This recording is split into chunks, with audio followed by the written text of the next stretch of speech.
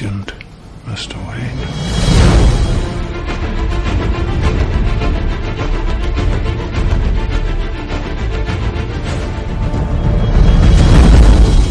Nomec survival suit for advanced infantry. Kevlar utility harness, gas-powered magnetic grapple gun. What's that? You want the tumbler? Oh, you wouldn't be interested in that. He is in a vehicle. Make a color? It's a black tank.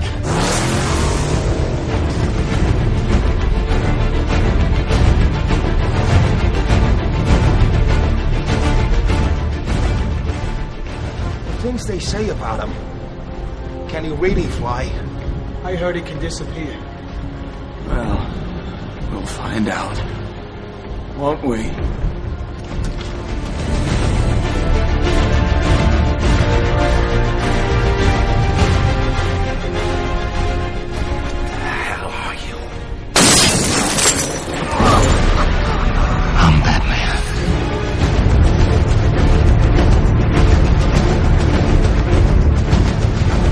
And welcome back to the film broadcast, where arguably for some people we're looking at one of the best superhero origin films potentially ever. Batman Begins. Yes, the one that kicked off that fantastic trilogy. Myself, Stu, Nim and Graham are here. We have all seen it. For the record, it was Graham's choice. Over to you, Stu. Okay, Batman Begins, 2005, directed by Christopher Nolan, none other than anyone else. I think he directed the other films as well, is that right? He did do. He did do indeed, excellent. Okay, the synopsis. After training with his mentor, Batman begins his war on terror and crime to free Gotham of corruption that the Scarecrow and the League of Shadows have cast upon it. James, what did you think of this film? I've got a feeling you're going to enjoy it. You're going to say good things. I am. I mean, as I said at the beginning, I think this is one of the best superhero origin films. For me, the best. I think the only argument you could make in terms of being the best, I think comparing it to the first Superman film, I think even you can make an argument also potentially for the Iron Man film. Obviously, that's just my personal preference. I love that everything tied in. I know we'll get into obviously the main parts of the story later, but I thought it was fantastic. And you could definitely tell that Christopher Nolan and the writer, they actually liked their source material. They must have really loved it. They looked at the comics. They used a lot of the comics and everything for inspiration. And what we have here, in my opinion, is a very, well, dare I say it, a very realistic Batman that we've had before. Yeah, he's got that kind of mysterious, but he's a very different Batman, for example, to the Batman. Oh God, who's the director for the first two Batman films? Batman and Batman Returns. Was it the Batman and Batman Returns? Batman and Batman Returns. Tim Burton. One. That's it. Yeah, he's a very different Batman. I think from the one that Tim Burton gave us. But that's basically my summary of it. It was more comic book though. I found the Tim Burton. It wasn't set in current time. No. And the baddies were typically comic book. It was very jokey. It was kind of cartoon violence that was in it. A lot of one-liners, especially when Schwarzenegger played Mr. Freeze. I think a lot of it was really cringeworthy, and it's as if they had a lot of the right direction. I know we're not kind of talking about these films, but whilst we watched Batman, wasn't it? Yeah, it ruined it. Yeah, it absolutely ruined it. I mean, the Penguin, it was really good, and Danny DeVito was fantastic playing the Penguin. But there were parts in there when I think they really lost the plot with regards to rounding up a gang of penguins to attack the people of Gotham, and I just think that lost me, to be honest. And it was good to watch this film, which was set in the current time. It was a more serious, again, like the other films, it's a darker film. And I think they're more enjoyable. I mean, obviously it's a superhero, if you remember, and you have to be kind of aware of that, but they seem more realistic, they seem more believable with regards to the cast and the storyline that they follow. What did you think of it, Nim? Yeah, I mean, I'm a big fan of Batman, and like the Tim Burton ones, you know, I enjoyed those, but after seeing this one, it does make it a better storyline. It opens up another dimension of Batman, and you get to understand why he is Batman. Yeah, I enjoyed it. What about yourself, Graham? Well, it was my pick as well. I remember going and watching it in the cinema back when it came out. And 5, wasn't it? 2005? Yeah, 2005. Back all those many years ago. And then obviously getting on DVD. And I remember going and seeing it, and I wasn't very sure about it because before with the previous films, a lot of kapow, a lot of the kind of, as you guys have said, the comic book kind of side to things, and thinking, well, is it going to be like that? Because I didn't really enjoy those films.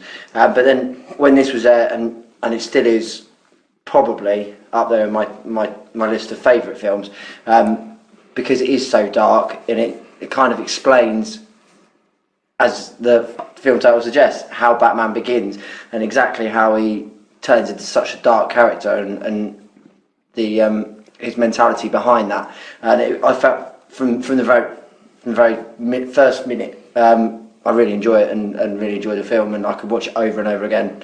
It doesn't get old. Yeah. No, I mean, from the first minute, it starts off basically with Bruce Wayne as a young person, doesn't it? And straight away, he's playing with that young girl, Rachel. Yes, Rachel Dawes, played by Katie Holmes. And he ends up falling down this what appears to be a well, and obviously the bats come, and then you have this and it begins this overlining thing in the film. It's all about fear. A lot of it. Once he falls down the well, it then flicks to the prison scene, doesn't it? Where Yes. he's in. Is it Tibet or China? Whereabouts? China, where he flicks to the prison scene in China, and then you kind of obviously gauge who it is, but then they start building the story from where he's in prison, which is quite interesting. They don't concentrate on when he's a child for the first 45 minutes of the film and introducing characters there. They go straight into where he's in a prison and building his character, which I thought was quite interesting. No, and I think to a certain extent, when you look at Man of Steel, that kind of copied it, but from my opinion, completely unsuccessfully. What, the last origin film for Man of Steel? See, when you look at Superman, Man of Steel, if you remember, they did a lot of cutbacks in the past as well, and did it quite similar to Batman Begins, and I really only noticed that when watching it. Unfortunately for me, it couldn't touch Batman Begins as an origin film. But interestingly, I think Christopher Nolan had a hand in producing that film as well. So I'm wondering. Oh, did he? Yeah, Man of Steel. So I'm wondering where the idea came from him. But yeah, you're right. I like that idea of the Superman Christopher Reeve. You had this chronological origin, and this one you had the storyline split up with bits of backtrack. But interestingly enough, and it was done so well that you never really lost track of time or what's going on, which can happen so easily when directors and writers decide to do that. Yeah, because I mean, he starts off when he's in a prison, and he has that fight with about 6 guys. He takes them out, and the guards take him away, and they move him in solitary. And it's not for his own protection, it's protection of the other prisoners who he's kicking crap out of. And that's the first time where he meets Liam Neeson, who's Ducard, isn't he? Yes. And he's from the League of Shadows. He is. And there's a twist at the end of that, isn't there? Kind of a twist. It's not a major plot twist, but you work out that he's not just a lieutenant in the League of Shadows. He actually runs a League of Shadows. Yeah, Ra's al Ghul. Yeah, that's what being a complete dumbass, was Ra's al Ghul a character that they put up as the leader of the League of Shadows, and Liam Neeson wasn't him, he was just someone else and made him as a fictional character. All the time. I think Liam Neeson was here all the time, and the impression I got with this Ra's al Ghul was it's just almost like a title, as in I was just about to say, yeah. is it like in The Usual Suspects, like Kaiser Soze? Is it like the idea, the myth? Yes. So rather than anything else, he's been around for generations. Yeah, that's right. Because he said he was around when London was burnt. Yeah. And I think what was it, like Pompeii or something like that? Yeah. Yes. Whatever. So I mean, if you're looking at 2,000 years, it's got to be a kind of a myth or mythological kind of character. So Ra's al Ghul is the myth. I think so. And Ducard is the actual leader of the League of Shadows. Yeah. So it doesn't change at the end where he comes out and says that's who he is. No, I mean I figured after finding out, because we think Ra's al Ghul is the Chinese looking guy. Yeah. We think he died. Yeah. Basically, during that training. Yeah, well, it's a clearly different looking. It is Chinese guy. And you're like, turns well, up at wait the a end of minute. And then obviously, I think it's something. It kind of like clicks into place as well. Yeah, because I couldn't work out whether at the end where he says you're not Ra's al Ghul, I saw him die, and he turns around and speaks to Ducard, whether it was a case of Ducard is actually Ra's al Ghul, or whether he's just a legend, he's something that strikes fear into people, and it's actually been run by Ducard and Liam Neeson. More of a figurehead. He's more of a figurehead. Rather than But interestingly, I'm going forward obviously to the last film. Ra's al Ghul was obviously mentioned then as well, wasn't he? Because the female was the daughter of Ra's al Ghul, wasn't she? In the Dark Knight Rises. Right. And obviously we're assuming that's Liam Neeson's daughter. Right. That's going too far ahead. That's going far ahead, but I mean, you take it with her appearance, it wouldn't be Ra's al Ghul, would it? It would be Liam Neeson. yeah, no, exactly. So, but I do think it's this idea, basically, of Ra's al Ghul, as Nim was saying, it's happened a lot, obviously in the past. Yeah, and that's when he meets Wayne and tells him to collect a blue flower and go to the highest mountain if he wants to leave the prison and basically start his training on a path of revenge. That's what it is, isn't it? Yes. And that's where he trains him to be a ninja and use magic and potions and things like that. And he finds out that it's not really for justice what he's doing. It's the case of to go back to Gotham, which I was surprised why they choose Gotham purely because it was Bruce Wayne, and to basically take over the city. That's what he's saying, isn't it? Yeah, because what he says, getting towards the end of his training, he almost intimates that they chose Bruce Wayne on purpose because of it. Yeah, exactly. But I like the bit when they start his training and he knows he's afraid of something and he wants to get that fear out of him. And then they did the flashback again to when he's down the bottom of the well. Yes. To the bats. And I thought it was a really powerful scene. I really enjoyed that. I thought that was done really well. No, I completely agree. Yeah. At the beginning, the use of the flashback is good, you know, because it does kind of keep you interested. It's not that boring kind of chronological order kind of thing. If you're not paying attention, I suppose you could lose it. You can lose the path of the story really because it's flicking backwards and forwards. But it does explain certain things along the way, and it does really help. Probably a little bit scary if you're watching in the dark on your own with all them bats. Is that personal experience? Or? It is, you know. Yeah. Just get the bats. It's just not very nice, is it? I wouldn't like to stand in the bottom of a well and have a load of bats around me. But later on in the film, not later on, 40 odd minutes in, when Bruce goes back to his house and then goes down the well, and goes down underneath into the cave, and he's standing there and he's got his torch and he's standing amongst the bats. And once he's got over his fear, you could kind of see him embrace it, but there's still a little bit of fear there. Yeah. And even though he's thinking about what he's going to do and how he's going to do it and turning himself into Batman, you can still see that he's still scared of it until later on, further in the film, when he is in the middle of the asylum with all them bats, and it's not fear anymore. He uses it, uses it against everybody else. But it's good to see that he's even though he's going through the stages, he's done the training, he's gone back, tried to get retribution for his parents' death, and he's decided on this is the course of action he's going to take. He's still scared, even though the training and stuff that he's had beforehand has tried to almost get rid of it and use it in a positive way. But him standing there with his eyes shut and a torch, it kind of still shows a little bit of fear, a little bit of uncertainty about, you know, that particular thing that's going to make him scared. And obviously if other people have different things, but yeah. So I thought that was really good, and that was quite a poignant moment as well. I mean, I think the whole film is about fear. Batman, Bruce Wayne, he uses fear as a symbol. You've got obviously Falcone getting onto him a bit later. But he's like the crime boss. He uses fear as an element of control. You know, and you've got the Scarecrow, who is almost like a literal embodiment of obviously of fear. For example, by using his gas.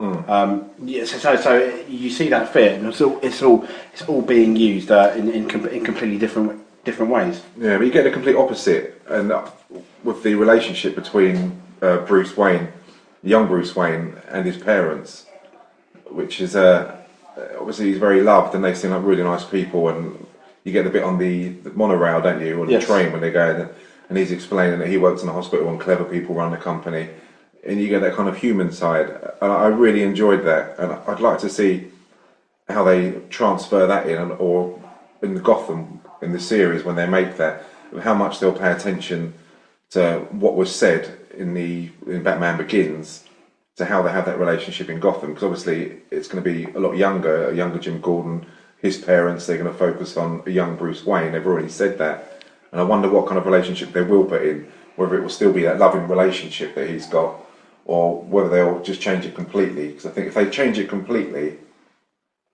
it will be a bit of a car crash, really, because they build it up through these Batman Begins, Dark Knight, and it returns. So they need to stick to this storyline. I think if they don't, there'll be problems, because I think that was such a key factor, that they had the love through relationship with his mum and dad, even when they left the theatre, that his dad blamed it on him. And they kept having flashbacks to how much he loved his dad and how many things they did together, that they can't have like a strict father and son relationship with no love in the Gotham series. No, I completely agree. It would be really interesting to see. Obviously, as Stu said, it'd be interesting to see if they can continue. I don't think they will, though, because I kind of think that they might stay away from that kind of. But I think you do, because I think lovey-dovey side of things. Yeah, it doesn't really make good TV, I suppose. You're right, but I think it needs to, because when the parents die, and it's obviously very horrific for someone at Bruce's age at the time to see that is a very poignant moment. I mean, it's akin to the moment, obviously, when, for example, when Spider-Man's uncle died and Spider-Man realised he could have done something about it, or when Superman's stepdad obviously dies, not in the Man of Steel, but in the other films and the comics, it is a very poignant moment, and that's almost the catalyst in the beginning of obviously Bruce Wayne becoming Batman all those years later. Because had that not happened, he would, we wouldn't be having this conversation. Yeah, because the love ends really once the dad dies. It doesn't mean Alfred's there. It stops there. Yeah, Alfred's not the same. No, he's very much of a father figure, and he says a lot of the same things that his dad said, and to what he said to Bruce Wayne when he was younger, which I think is really, really good. I think Michael Caine is fantastic in this film. I think he's such a good character. I know he's a brilliant actor anyway, but the role he plays, and it's like the fact that he stays really calm throughout the film, and no matter what's going on, he'll call him Master Wayne. Yes. And that's brilliant. And even when the bit I wrote it down, when the log falls on his head, or the end of it. There was a point in doing all that press-ups if you can't lift a log. Can't lift the bloody log. I think that humour there, I just think is brilliant. And I think only someone like Michael Caine can deliver those kind of lines and that humour. I thought it was brilliant casting. I mean, I think when we look at the cast entirely, I mean, Christian Bale as Batman, he was quite well known still at the time. Alfred, obviously.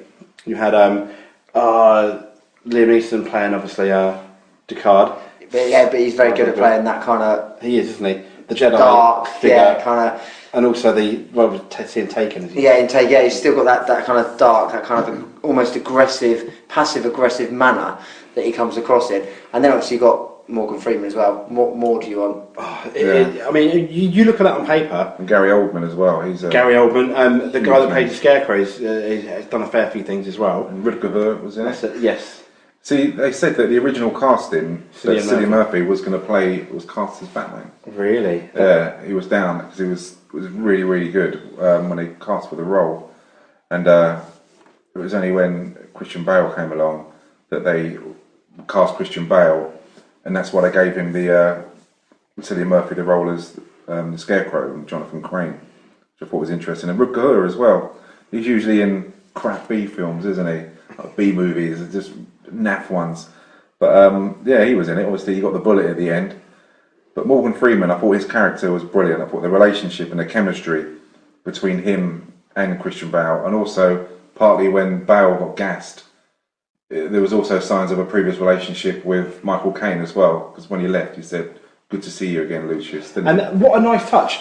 It's moments like that where in this film we don't have, where a lot of writers and directors assume the audience are complete idiots and have to spell it out, Yeah. Like in some films you almost have to see a scene 20 years ago where they were friends. Yeah. But the good thing about Christopher Nolan is that he takes that for granted that the audience, his audience, is clever enough to realise that, and I think that's brilliant. And I think that's one of the reasons why this whole trilogy has been so successful and is loved by many, many people. But I think you can almost see that even without seeing that small little snippet in that scene, though. You can see how, and you can, as you say, in your own mind, you can already work out how Wayne Enterprises and where each character would fit past into That's that, true. and also as you see it in the film. So you can almost make in your own mind how they would have all fitted in, and you can kind of see it along the way without that reinforcement, if that makes sense, because that's how well it's set up. You know that little things that Morgan Freeman says at certain times, you know, all this all belongs to you. Well, yeah, because you can see that he's worked for his dad before, and that's how you can kind of establish those kind of. I mean, he mentioned the monorail. He helped his dad with the monorail, for example. Yeah, you get automatic history, and I don't know if it's through the Nolan is directing, or it's through the acting that's there. That, as you say, that you don't need to, or they don't need to explain a lot of things. It's just purely by a couple of the one-liners and what you see. You get that history there, and you know that they were once friends, and it belongs to Bruce Wayne, and the different characters, how they develop. They don't need to put a lot of work into the characters for you to get how they've developed and the direction they're going in. I think that's brilliant. And I like the fact, the teaching scene with Liam Neeson, I thought that was really good. The final teaching scene, when they're all dressed up as ninjas, and they're all in a line, they kept changing and rotating to where they were, and how he worked out. Obviously, he cut some of the ninjas, didn't he?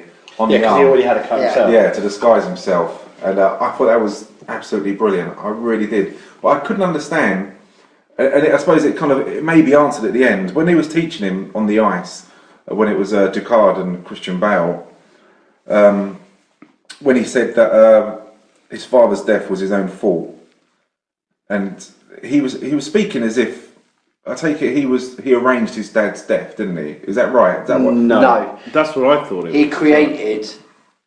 He was blaming the fact that Gotham became a victim of his own success by all the rich people being super rich and the poor people being poor, and how that in a way the League of Shadows are kind of responsible for that, because Well, they mentioned it before, they created economics.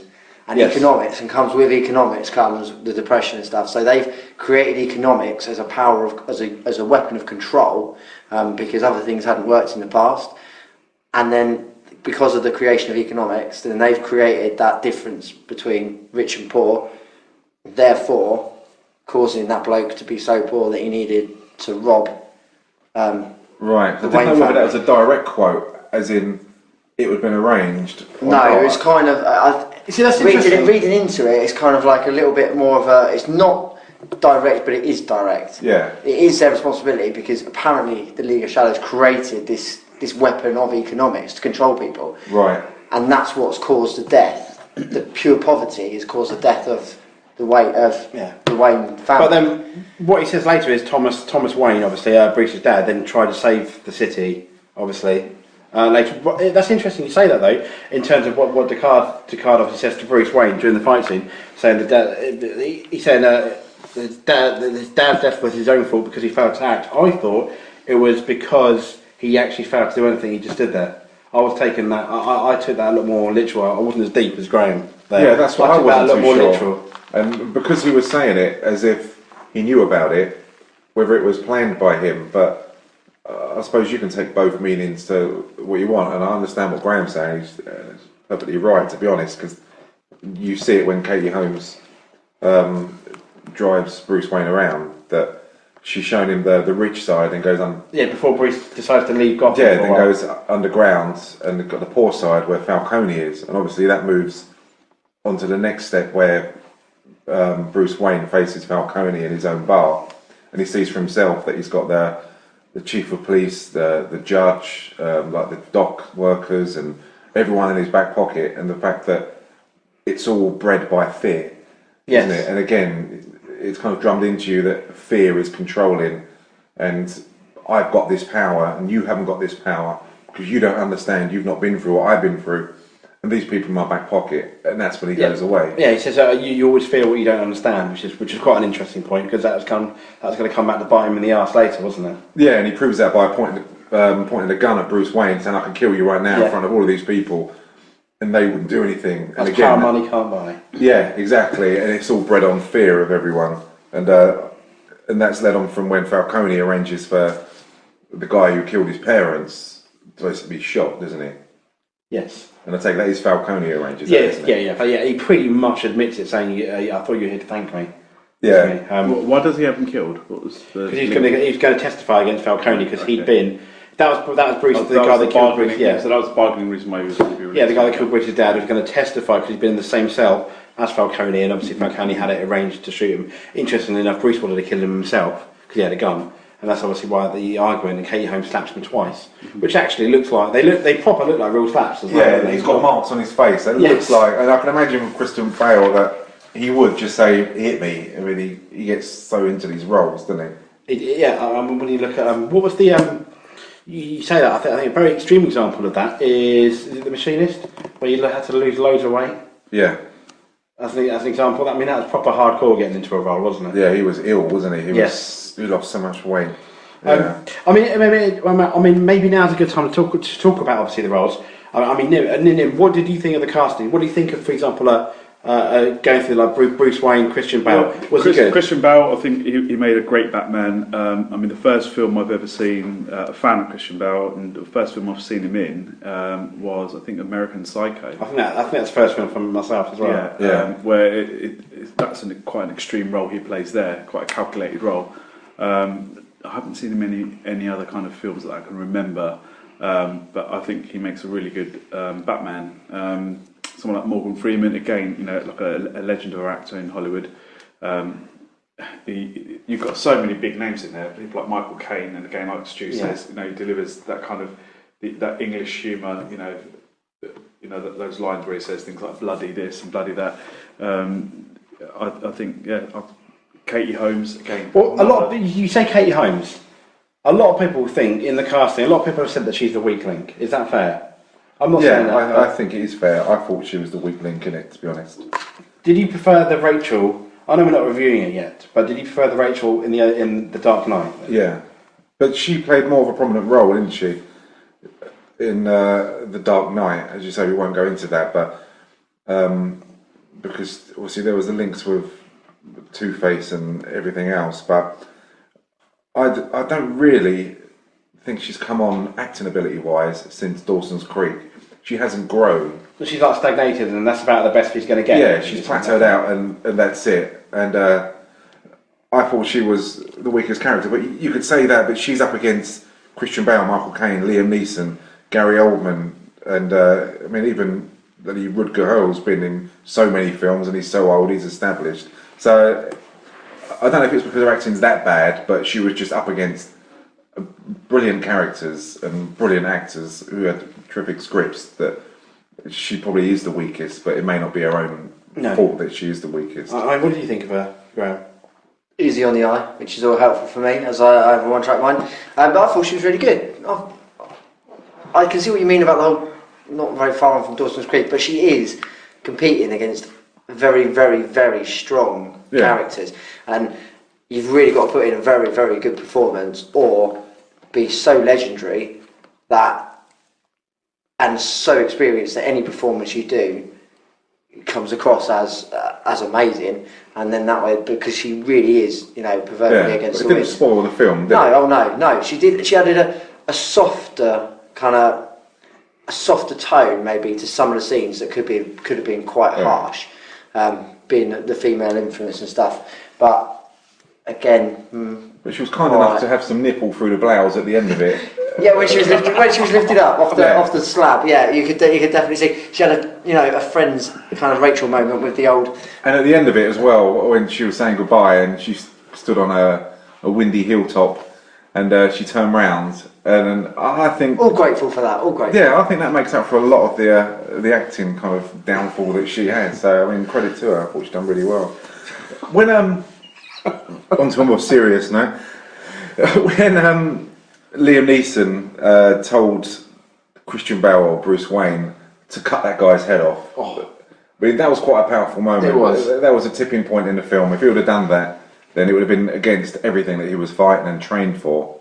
But he didn't do it, and from then onwards, he basically set his stall out with regards to whose side he's on and what direction he's going to go. And I thought that was really good. I liked it as well because it showed that Bruce had come full circle from wanting to kill obviously he wanted to kill the guy that killed his parents. He had the gun ready, right? And then when they were asking to cut this guy's head off, a farmer, he said no, that this is not justice, essentially, yeah. And he said this guy should go to the courts and be tried fairly. And I think it showed that his character had obviously learned a lesson and had almost come full circle. Yeah, because he had exactly the same conversation with Rachel Dawes in the car before he went to meet Falcone. Yes. Saying that the justice system isn't corrupt and he's going to take justice into his own hands.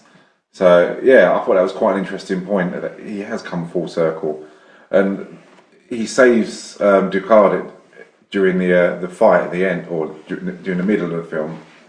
And again, that comes back to haunt him as well, doesn't it? When he says compassion is his weakness. Yes. But that's the same for a lot of the superheroes, like Superman as well, isn't it? Yes, and they mentioned that when the head cutting the scene, and Bruce basically says, "Well, that it's important that we have that because that makes it the difference between obviously us and them." Essentially, he was saying. Yeah, and that's the same. Reminded me of Superman, the original, when they're fighting with General Zod. That she says the lady in there who's the baddie out of the three that.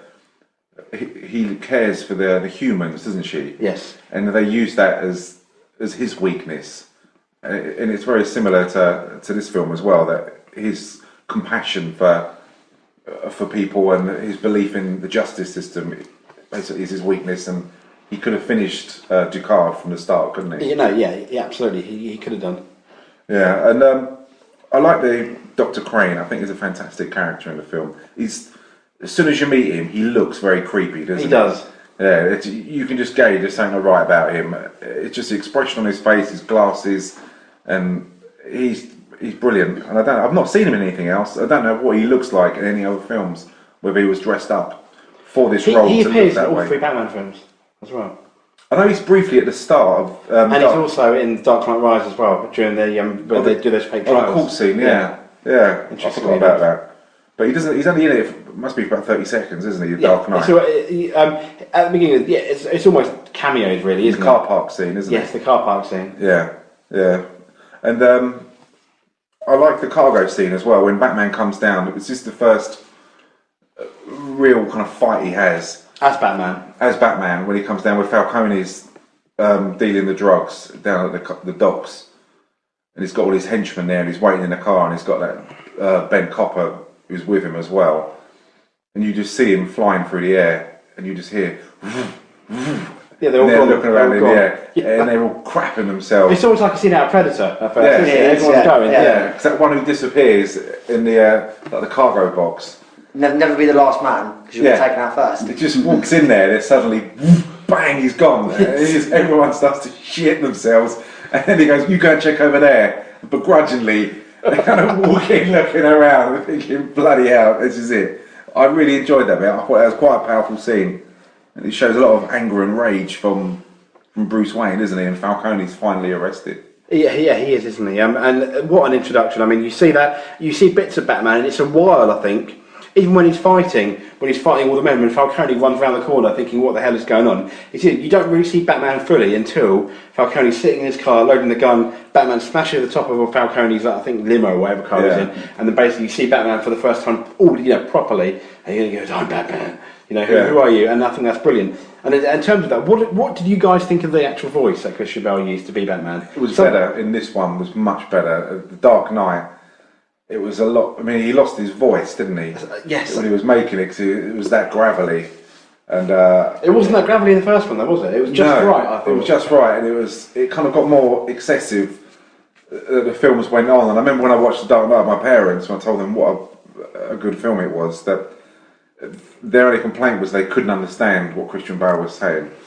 And to be fair, I mean, they are old and they can't understand what I say, but it must be even harder to try and understand if someone's talking, "Yes, that's right." You can think, "What? Can you say that again?" "Where are the drugs?" What did you think, Graham?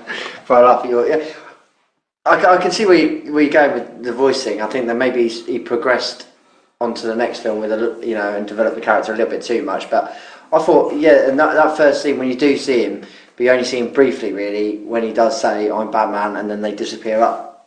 Yes. And it's very, very quick, so you don't really see him as an entity until he goes and rescues a damsel in distress. That you have to get in every good action superhero film. Then you see him in the full, full length, full lighting, not just in the dark shadows. So I thought, it was quite good, and it was a very, very good scene because it is kind of Predator-ish. It's kind of, you can imagine he's going around and just picking people off, and the fear in the 8 or 9 guys that were there, you can almost feel it and anticipate it, which is quite good. It kind of sucks you in until the big fight scene, when he's standing in the middle of 8 of them. Odds again. on. But you see, a head glimpse as he's fighting, or an arm, or a leg, or a cape, and it kind of, what's that? And you're still kind of like a little bit unsure until then he starts rattling the old limo and pulls him out the sunroof. Yeah, and I think it makes it that you don't see the full kind of uniform of Batman for at least 5 minutes of that scene. You just see glimpses, and the music that goes with it, and the noises he makes when he goes through the night, and the fear in those guys' faces, even though they've got automatic weapons. It's just that fear that they've got, and he uses that so much. And again, that's when he starts to use the fear to switch it round. I mean, I think you look at it in terms of the cargo, people being picked off at first, one by one.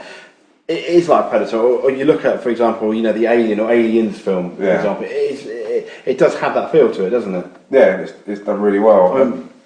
What do you think, then? Well, I didn't like the voice thing that you're talking about. No, I thought there was no need for it. I mean, he's got a disguise. What need is there to kind of put that kind of gruff voice on? But even if I put a hood on, you're still near me by my girly voice. Yeah, but it's a bit too laughable. I just thought it was just a bit too over the top. You're doing and I haven't seen. Can you do the voice? I can't do the impression, but I haven't seen the other 2 films, so it's interesting to hear that. You haven't seen the other 2 films? No, so it's interesting to hear that Oh my voice gets. lord! I didn't realise I was sitting with someone who hadn't seen the 2 films. He's in for a treat, I think. Yeah. But I can't wait to see the other 2 now that I've seen. Was it your first time watching Batman Begins? No, I've watched it before, and I've only watched kind of bits and bobs of it. And this time round, I have to say, it's one of those films that I could just literally sit there, and there was a moment where I wanted to go and get a drink or something, and usually I would just let the film play, but I did not want to miss a bit of it. I just wanted to watch the whole thing, and it keeps you glued to the screen. But yeah, don't like that funny, bizarre voice. I don't think there's any need for that because he's got bloody costume on, hasn't he? So Yeah, I can understand why he does the voice. It's the whole persona of fear, isn't it? Yes. And the disguise. I mean, it would get on my tits if he kept coming to see me like he did with Jim Gordon. You start a conversation, and once you get into the conversation, you turn around and he's vanished. It starts to get really It's a little bit rude, isn't it? You've got to say goodbye. Yeah. Hi, you've just appeared, and I've got something else to say, but you've gone. Oh, Yeah. fine. Plus, if you took the recycling out, and you were just minding your own business, and you turn around and he's sitting up there in the corner, I'd constantly shit myself. I really would. You'd be always looking, going, is he here? Is he not? Oh, I'm not sure. Did he? You probably want to ring first. Did he have the bat emblem on his uniform at this stage? No. Because that's something I noticed, that because all of his gear and stuff is all from the company, so it's all still but he spray paints it black, doesn't he? Yeah, but there's no bat sign. You do see that at one point, don't you, when they show across the chest and he's got the Batman symbol. Oh, has he got it on? He's got it on there, yeah. But when he goes out, the first time he meets Jim Gordon, where he just wears a balaclava, he hasn't really got anything. It's just sprayed. But I like the scene where he meets Dr. Crane, and he's basically set on fire, isn't he? The gas is sprayed in his face. He's got the mask on, and he just jumps out that window. And then he climbs up and he calls for Alfred, doesn't he? Is that right? Yeah, he calls for Alfred. Yeah, and that shows a real sign of vulnerability. Vulnerability and weakness, which is really good because it doesn't go from switch to small boy, been trained, and then he's invincible like a lot of the superheroes are. There's still got that vulnerable side. And even when he speaks to Jim Gordon, he makes mistakes. He jumped and nearly killed himself, but he was running away from Jim Gordon. Yeah. Obviously, that mistake there, when he gets fed up, it does show him vulnerable. And what I thought was also is when Alfred does pick him up, the very next scene after he asks for Alfred, you see the worry obviously in Alfred's eyes as well. Yeah. There's a panic on his face. Yeah, which is really good from Michael Caine. Is that vulnerability something that goes with a character such as Batman or Spider-Man that is essentially a human? Yeah. And they're extra strength or Kevlar or whatever, compared with a character such as maybe Captain America or Thor someone and like people like that, Superman, someone like that who's genetically modified or from another planet or from another whatever. They can regenerate. Yeah, is it something that, you know, that vulnerability is always portrayed, such as when we're speaking earlier about the whole kind of almost love thing where something tragic happens, you know, Peter Parker's uncle dies, you know, Batman, Bruce Wayne's parents die. Is that vulnerability because they're human and it shows their human side rather than, you know, someone from, I know that it happens in Superman, but is it because they're not out of, you know, it's not like a Wolverine where he's like developed and covered in some kind of metal. Invincible, yeah, isn't he, you know, really? it's like kind of like, well, hold on a minute. Is it one of the only kind of superhero characters that is doesn't have a superpower? Yeah, that he's the only reason he is who he is because You he's could got argue. a lot of money behind him. You could argue. Tony Stark. Yeah. Does really have Yeah. Well, then again, Tony Stark's very, very intelligent as well. I'm not saying that's a superpower. No, but Tony Stark's He's got a genius. special heart. Yeah, but he made that heart. But it just keeps him alive, though, doesn't it? He designed that heart. Yeah. You can also say the Punisher doesn't really have many. Doesn't have a superpower either. Oh, he doesn't at all. He's just about revenge, isn't he, from his wife and kids? So. Exactly, and he's quite similar actually in terms of using gadgets and stuff to Batman in that way. Yeah, but you get the vulnerable side from all three of those characters, don't you? Yes.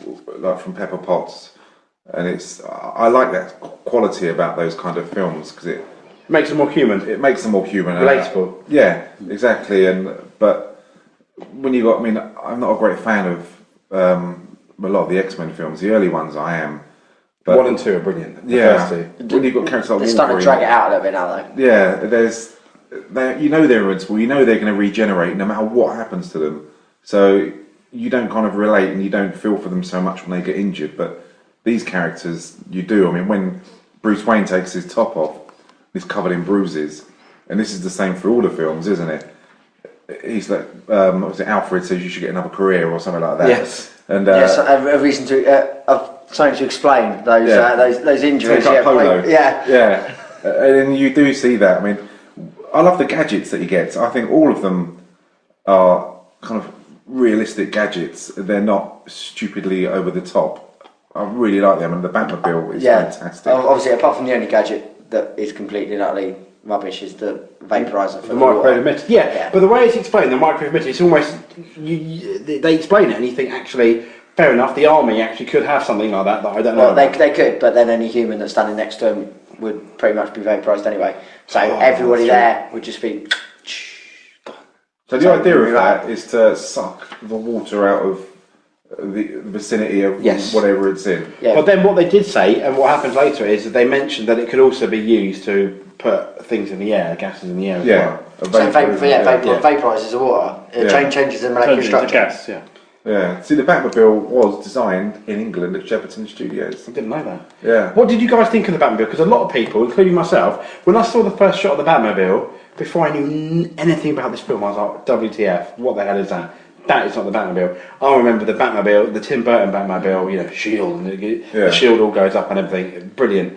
You know, but this one I was like, what the hell? And it wasn't until I actually watched the film that I thought, okay, this is the best Batmobile ever. Yeah, I love the Batmobile. I love the design. I love the noise it makes. I love the gadgets. I love the way you sit if you're driving it, if you're firing missiles from it.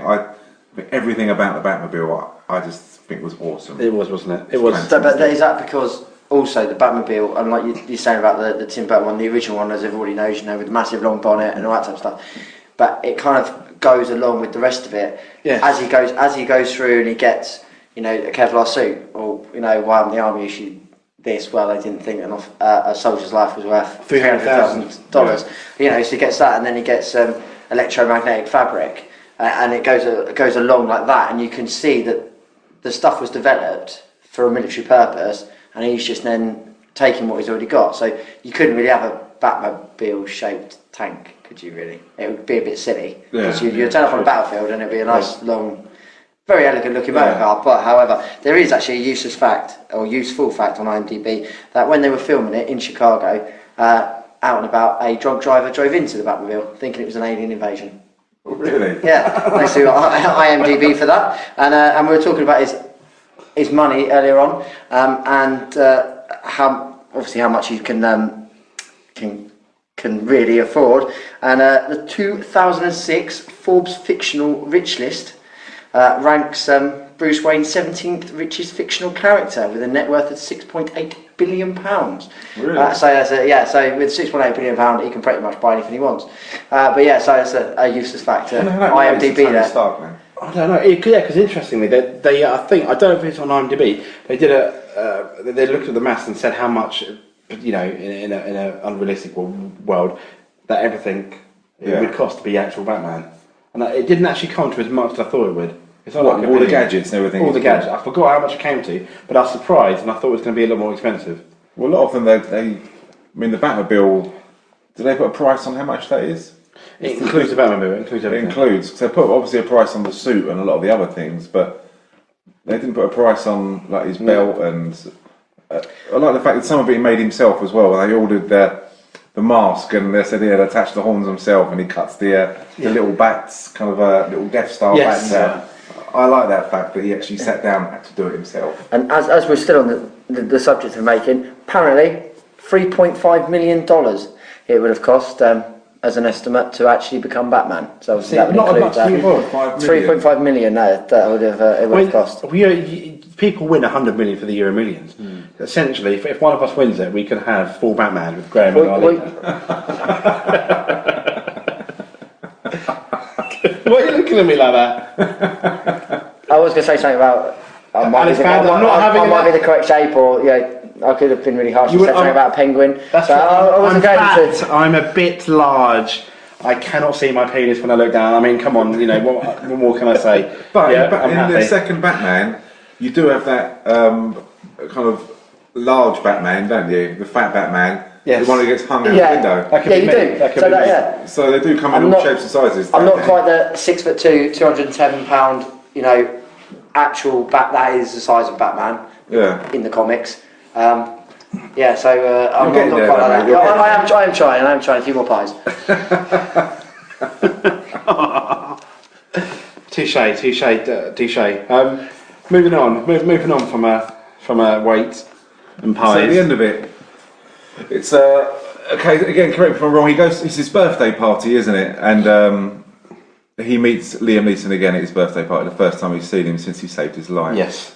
And that's when also it's I can never pronounce his name. Raj Al Ghul. Thank you very much. And that's when he realises it's the fake one, and he knows that Liam Neeson is the leader of the League of Shadows.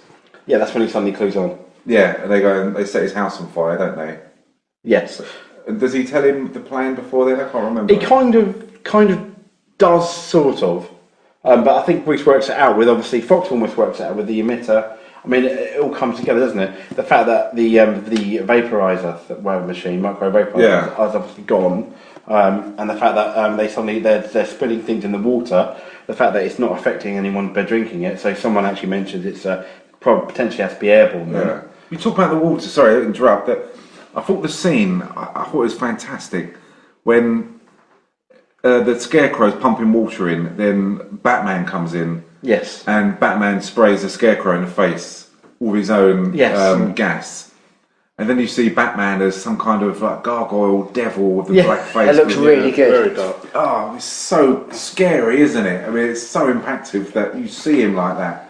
And I thought that was brilliant. I thought the special effects, and you've got the black kind of tar-like blood coming from his mouth. Yeah, that looks wrong, doesn't it? So angry. That helped. I think that really, Yeah, I thought that was absolutely brilliant. And it was a raw. He sprayed Rachel Dawes with that gas, and she was going to die, didn't she? And it was the same gas, I thought, that he sprayed himself. But he didn't die. But he didn't die. He lived. Didn't he? It's not a case of concentrated dose. The concentrated dose that she got was a lot more, because the actual drug itself was from the blue flower at the beginning. Yeah. And that's because he makes reference to when he first we were going back a couple of minutes ago, we were saying about him getting gassed himself and calling for help. He was like, I've experienced that before. It was just she got a concentrated dose, and that could have. And did he not get a concentrated dose of that? I don't know. He said the mind can only take so much. Rachel Dawes, intimating that potentially she might not die, but it's going to be a permanent damage to her mind. And, shut itself down. and after depends that, on him then, doesn't it? it does. After that, he basically says he basically adopts the idea of becoming the Scarecrow, whereas it was just a tool for him. Yeah. Afterwards, when they meet him again, he goes, "I'm the Scarecrow now. I'm not," you know. Yeah, so I And suppose he's a bloody crazy end of the day, isn't I he? think, He can yeah. take a higher dose or a more pure dose of gas. You would have thought that everyone else made made, you know, they made a kind of vaccine for it so that they could combat it. You would have thought if you were a Scarecrow and you're using that type of that type of gas, you might think to yourself, how am I going to inoculate myself before I start using it on somebody else, just in case? Yeah, some people do have clumsy accents, don't they, James? They do. Yeah, it wouldn't surprise me. If you were the Scarecrow, I wouldn't panic, mate. I would have killed myself before Bruce Wayne came out of Gotham, I think. But that never ever happened. But at the end of it, they isolate the island, don't they? Because, or is it the islands? The Arkham. Yeah. They isolate the poverty would end almost at Gotham, wasn't That's it? where everyone's been let loose. Yeah, where the and that's asylum why- is. Yeah, they lift the bridges and separate that so that to destroy, so it all destroys itself. And all the police are there. Yeah, and again they show Batman is very dark with those bright white electric eyes, isn't Yeah, he? because everyone's taking the gas, so that's what they see. And I thought that was It was. really good. And Rachel was left on the island with that kid who's kind of pops up. Yeah, he does. Yeah. Because Batman gives him gives him one of his instruments. This little device where he looks through walls, Yes, doesn't he? And he goes, "You can have that." Interestingly, that is Joffrey from the Game of Thrones. If anyone watches that, Is it one really? of the biggest bad guys from the Game of Thrones. Yeah, a young Joffrey. Oh, I thought I recognised him, but I thought it was someone else. Didn't realise it was Joffrey. But I know they could have killed him there and then. couldn't they? Absolutely, they may well have done. Yes. Yeah. So, and tell me how it ends. I can't remember. Senior moment. Tell me how it ends. Cinema. Basically, he leaves the party. He ends up turning up as Batman after being saved by Alfred. Yeah. And being advised he needs to do more push-ups. And then he basically bumps into Ducard again, fights off his villains, realises obviously the plan at this point, and then he sends Gordon in the Batmobile to go to Wayne Towers to try and blow up the monorail. That's right. And then he gets on the monorail and has that fight with Ducard, which to me is the. I don't want to say it's a negative because this film. I love this film so much, but a bit like we were saying at Machete, it's so good, it's built up so well, and I thought the fight at the end, it was chaos, but the actual fight at the end with obviously Ra's al Ghul being one of the two big villains, it potentially wasn't as good as maybe the build-up was allowing it goes back to to be. that whole compassion thing, doesn't it? Because he even says that even at that point, he goes, "I'm not going to kill you." But I don't have to save you either. Yeah. No, I don't mind that. It just wasn't much of a fight. And even with the Scarecrow, he kind of gets away scot-free. Fair enough, he turns up in the other ones. And I don't really want to say a downer, but for me, the build-up to the end and the fight at the end, obviously, where Batman kind of wins, wasn't as good as maybe as I thought I wanted it to be when I was watching the film the first time. But you're limited with time now, aren't you? Because Yes. they're on that train, they're fighting. They've only got a certain amount of time to finish the fight. Otherwise, it becomes like a scene from like Indiana Jones where the door's coming down. Oh, that's true. You Yeah, see true. it, and it's got about 3 inches left. They carry on fighting. They turn around. It's got about 4 foot left to come down. That's true. Yeah. That's true. So you'd get to the point in the film where you think, well, the train would have crashed now, and the rest of what's happened is a complete utter nonsense. No. So I suppose timescale wise, they keep it realistic, as in True. the train's going, and then he needs to die, and the big thing is, will he kill him or not? And again, it goes back to kind of he's aware of his surroundings, Yes. and that's why, as you say, that he doesn't have to kill him. He doesn't have to save him, but he doesn't have to kill him either. And then it ends, and I'd not seen this for, it must be about 6 years from when I watched it twice at the weekend. But at the end of it, when they make the reference to the Joker, Brilliant. I thought that was fantastic. Yeah. It just made me get, as soon as I saw that, I got really excited. I wanted to put the next one on. I really did. I was like, if it wasn't stupid o'clock in the morning, I would have put the next one on. Yeah. Because when you first watch it, back in ages ago, you just kind of think, oh, I'm ready for the next one. And now, obviously, so many years on, it's there on DVD next to it, and you're just going, oh, I could watch that now. I really could. It got me, I was just so into it at the end, and I just wanted to watch it because... He's like you, he's got a taste for theatrical. It was just fantastic. I love it. So I really enjoyed the film. I really did. I wasn't disappointed. It'd been a long time, and I didn't know what to expect. I've watched the last Batman film I watched before this was with Mr. Freeze and Poison Ivy, And, that killed the franchise, hence the reboot. It was awful. Yeah, it was awful. So I was kind of worried watching this what to expect, but I really did enjoy it. It was really good. And he didn't. And Batman doesn't actually win the day, does he? At the end, I mean, he gets his house burned down. Doesn't really get the girl. The Scarecrow's free. The only person he's kind of sorted out, obviously, with the Ra's al Ghul. The only plus point being he did save the city, which is obviously the biggest plus point. But there's a lot of negatives that obviously come with it. So, and you didn't have the happiest of happy endings it could have been, which I thought was quite good. No, but I like the fact that Rachel knew who he was. That's true. And that he didn't kind of decide to use any kind of memory loss gas or serum so she wouldn't remember. No, kiss. Yeah, Magic so kiss. when they brought it into the next one, like he was who he was and she knew about it. And I like that. It kept it very realistic. Yes. If it would have been like in Superman where he kisses Lois Lane and she doesn't remember anything, it kind of spoils it a bit. Yeah, that's true. And they've got that chemistry going where she knows and he knows throughout the second one as well. And I like that. I thought it ended really well, but ended in the right way. No, it did, and I enjoyed it. So I guess best bit, worst bit, guys, and the number, that all important number too. Best bit. It's very difficult. I enjoyed the training scene with Liam Neeson. I thought that was really good because it happened quite quick into the film, and they gave you a lot of information, and they didn't give it in the way that you were a complete idiot and you didn't understand any of it. The worst bit of the film is difficult because I enjoyed the film so much. I suppose it was, I don't know really, Katie Holmes. I suppose she was weak, but she wasn't awful. I can't really find a worse bit in this film that... She's like the weakest link. Yeah, she's the weakest link, but there wasn't one part in the film where I was quite happy to walk away for 5 minutes and leave it. I can't find a bad part in this film. Nim. Best bit, I think probably the car chase in the Batmobile when he's The first one.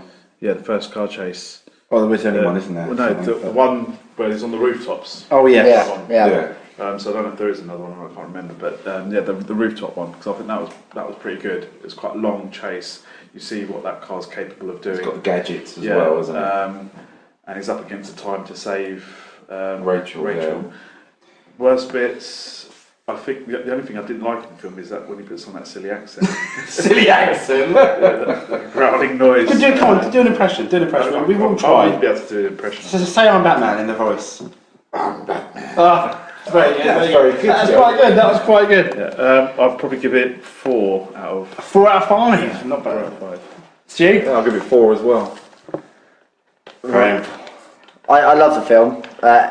End of. Probably, I'm going to have to disagree with Nim. I've got two bad bits of the film. They're only a little annoying. Steven things. Seagal's not in it.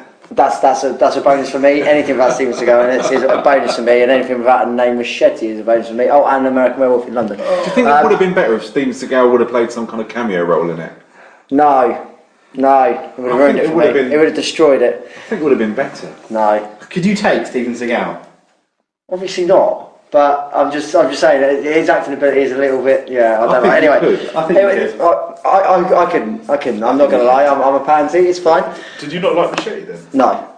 But that was a different podcast, Nim. I did, unfortunately, I wasn't around for that, so I had to send my thing through to... I read it out, James. fair play, fair and square. So I had to try, I got laughed at for it, but still. My worst bit, 2 worst bits, was the car chase. Didn't really need that. And the bit at the beginning when he goes and sees Falcone for the first time, he's just beating up 6 people in a Chinese prison, and then he gets beaten up by 3 bouncers. That's before though, wasn't in a it? restaurant. It was before. No, it's not. Cause It's before. Not before he goes to prison, it's not. Yeah, it is. Is it? Yeah. Well, but even how can he go to prison and then... No, because it's a flashback. At that point he decides to leave Gotham. And he leaves Gotham. And he throws the gun in the dock, then jumps in the boat. And then he gives the bang, guy, he gives the homeless guy the coat. Yeah. I love that scene. He does. Yeah, it's a great coat. That's cool. Yeah. And what's the best bit? Best bit of pretty much all of it, really. I love it all. Probably the training bit in Tibet. That's probably the best thing. Is all of that on the ice and on and with the ninjas and stuff. And another useless fact that I've just found on IMDb because I thought it was quite good. When Bruce Wayne turns up to the hotel that he goes and buys eventually, he turns up in a Lamborghini Murcielago. Murcielago, apparently, according to IMDb, is backed. Yeah. Another point thing, and I'll give it 4.5 out of 4.5 bats out of 5. So Very see what I did there? Oh, very James, good. what do you think? You were very excited, I young was. man. It's a 4.5 for me. What's your best bit? My best bit is I'm not going to say the Tibet thing because we've already said that. Is you realizing, seeing him become as Batman and realizing why he became Batman, and I think that's the best bit for me because I think we haven't had a Batman origin story really. Yeah. I think even the comics kind of floated across it and stuff. But in terms of mainstream, we never knew how Batman begins. If you excuse the pun. Worst bit. I still didn't. I understand why it's there. And you completely explained it. I'm happy, but if I had to find a worst bit, it would have been obviously I felt the tiny, like that 1% of potential anticlimax at the end. Having said that, I don't think it takes away anything from the film. If I have to find a worst bit for me, that'll be it. I'm giving it obviously a 4.5. What did you give it again, Stu? 4. 4.5. So really, we're looking at 4.5. 4.5. So this is really, at the moment, the best film we've reviewed all round. It is, yeah. It's good stuff. Going from that for a bit of I've got two things for movie news. Batman vs Superman, director Zack Snyder has lifted the tarp on the new Batmobile and given us a first look at Ben Affleck in costume. I think a couple of us might have seen the picture of it, if you haven't. Yeah, I've seen it, Yeah, well, it was on Twitter and Facebook. Following yesterday's half-uncovered tease, Schneider posted the first picture, posing beside his new wheels on his Twitter account. The Batmobile looked like the Tim Burton Batmobile almost, didn't it? Yeah. Needless to say, both have undergone a total remodel, with the new Batsuit noticeably beefier than before, and seemingly riddled with some sort of vein effects. It's obviously inspired by the Bat's appearance in the influential comic book The Dark Knight Returns, which also boasted small ears on the cowl, massive Bat logo on the chest. Affleck definitely cuts an imposing figure. Does he? We imagine Superman's quaking in his super boots right now. Really? As for the ride itself, it looks more space-agey than Christian Bale's ride, but obviously less campy than the vehicle seen in both the Burton's and Schumacher's Batflicks. It should give Affleck something of an edge on the tarmac as he goes up against Henri Cavill's Superman character. Oh, I'm not happy. Because that's just what you need against Superman, it's a Batmobile, obviously. Oh. Yeah. It's one film that I'm going to be reluctant to watch. I'm going to have to go and watch it, but I'm going to be reluctant to watch it. We need to watch it all together. Yeah. Just to completely diarrhea over the whole thing. I said this to Stu, and I think I mentioned it to you guys the other day. The more news that comes out about it, the more crap this film looks. It sounds absolute shit at the moment, I have to say. And I hope I'm proved wrong. I really hope at the end of it you get to say, well, someone says, I told you so. I would like that. I want that to happen. Yeah. I don't want it to be a bad film. I don't think any of us want it to be a bad film. No, I mean, let us know at the filmreelcast@gmail.com what you think of the film. I don't think it's going to be any good. I'm really worried the direction. The more I see about it, the more I'm worried. And I can't see where they're going to go in this film to make it a really good film that's worth seeing. No, I mean, what do you think, then? Yeah, I just can't understand how they can have Batman and versus Superman. You've got somebody that's an alien with superhero powers against, again, what we're saying, a human. Yeah. And if they're both like fighting for justice, I'm assuming, are they going to be fighting each other or something? We don't know. Versus, it's just.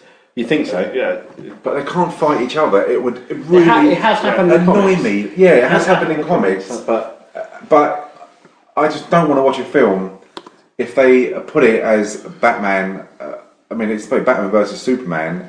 As you say, it presumes that they're against each other. But I mean, we know Superman's weakness. But it's not shown. It's the Man of Steel Superman. We didn't have any kryptonite. Man of Steel Superman. Interesting. No, but I still want to see kryptonite rays or kryptonite guns or anything like that. To me, that's not what these films are about. They're about much more than that. They're much depth and story and characters. I don't want to just see these two against each other and that's it. I just think it's going to be absolutely crap. It is, isn't it? It's and I hope I'm proved wrong. Not next year after, isn't it? Now, the other piece of news, once again, a comic book themed episode, this. Marvel Comics editor-in-chief, I can't pronounce his name. Do you know his name? Joe No? Crusader. That's it.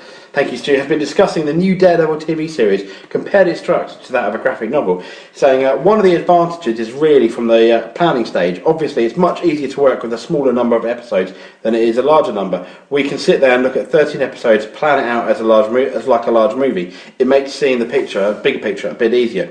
It's a different kind of construction, he continues. The simplest way to put it in comic book terms is what's the difference between writing a monthly comic series as opposed to writing a graphic novel. You can tell the same story within the same page count in both formats, but you may pass out that information or construct your story differently because of how it's going to be developed and consumed. And in our experience, Netflix, that consumption will be in very large portions at only a couple of sittings. Daredevil is expected to arrive in 2015 with a specific release date to be confirmed. As I understand, Netflix, I think, have an exclusive on that. What, the Daredevil? I think they have, yeah. I think they may well be having that exclusive. They've done quite a few series. Like I think House of Cards initially was like a Netflix exclusive, and I think there's a couple of things.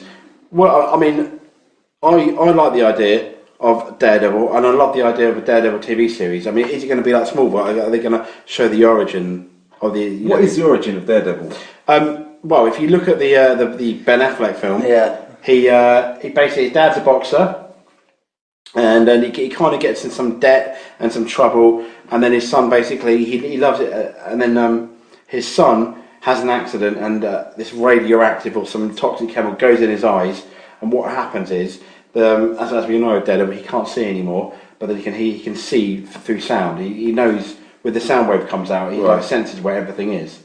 Essentially, and then he gives up his skills, and then obviously the dad is boxing again, becomes a good boxer. He's asked to throw a fight. The dad sees his son in the audience, says, "I can't really throw the fight." He wins, and it's intimated that the Kingpin obviously kills his dad. Right. So that and then I really don't think how they're going to make a TV series out of it. I really don't. I think it's a really good idea. But he's it's not like Iron Man or Spider-Man, which you could make a TV. He's one of the lesser, arguably, comic book superheroes, one that we don't know much about. I mean, if you remember how little we all knew about Iron Man, and now he's become, let's be honest, he's up there with Spider-Man. There's not an Iron Man. There's not, no. But if you keep it to the comic book, or you keep it to the movie, then fine. But I can't see how... You say that, Agents of S.H.I.E.L.D. has worked really well, and that's with... you've really got no one really. Yeah, but there's more depth to that. You can relate to Agent Coulson. Yeah, you can kind of go elsewhere with that. That's kind of like, any kind of almost like a. So this is going to be drama. An origin film. Oh no, it's not. I'm wondering whether they're going to have the origin. I think they kind of have to. But if it's not an origin film, then it's going to have to tie in with Agents of S.H.I.E.L.D. and Hydra as well. I wonder though with the first episode. I think they need to tell that origin story again because not that many people potentially have watched that Daredevil film, and a lot of people don't actually know who Daredevil is, even though he's like he is a Marvel superhero. He does have his own comic, but a lot of people don't really know that much about Daredevil. He occasionally appears in a few of the Spider-Man episodes that have been on TV, but we don't know much about him, do we? And I think it's important to tell that origin story. And then after that, you can obviously go to present day. It's been confirmed that he's going to go along with the whole Marvel Avengers storyline stuff. Will he pop into the Avengers film for if they do a third film? Well, it sounds like everyone who's going in at the moment, they call it the Marvel Cinematic Universe, don't they? Yes. Everyone's going to be part of that. So I should imagine at some point for this to tie in, as Marvel are doing with everything at the moment, it's going to have the ripple effect of maybe what could happen in Captain America 3 and The Age of Ultron as well, the second Avengers film. It'll be interesting to see if this has got legs and it will carry on, whether this will be affected as well. I hope so, because it will tie in brilliantly. They can develop this character so much. So, Nim, what's the next film?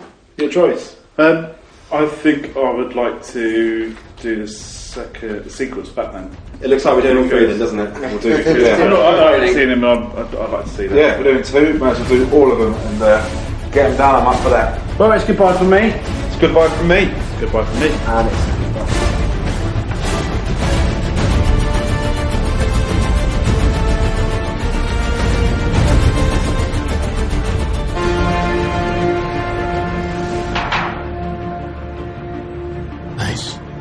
I couldn't find any mob bosses. Well, Sergeant. Oh, it's Lieutenant now. He really started something. Bent cops running scared. Hope on the streets. But The Narrows is lost. And we still haven't picked up Crane or half the inmates of Arkham that he freed. we will. We can bring Gotham back. What about escalation? Escalation. We start carrying semi-automatics, they buy automatics. We start wearing Kevlar, they buy armor-piercing rounds. And you're wearing a mask, jumping off rooftops. Now take this guy. Armed robbery, double homicide. Got a taste for the theatrical, like you. Leaves a calling card.